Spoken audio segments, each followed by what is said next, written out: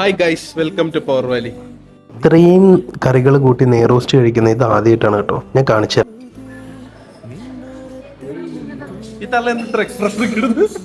Video subscribe ചെയ്തിട്ട് ബാക്കി കാണാൻ ചേച്ചി പറഞ്ഞു കേട്ടോ.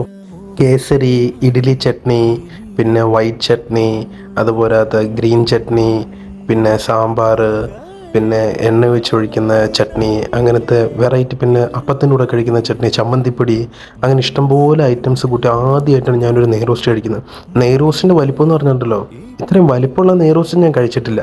ഇതാ കണ്ട ഈ ആ ഒരു സൈസ് കണ്ട, ആചാന ബാഹു നെയ്റോസ്റ്റ് ആയിരുന്നു.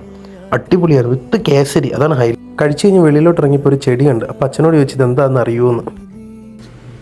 എന്തുവാ ഫ്രൂട്ട്സ് നോക്ക്, കാ നോക്കി നോക്ക്, കാ എന്തുവാ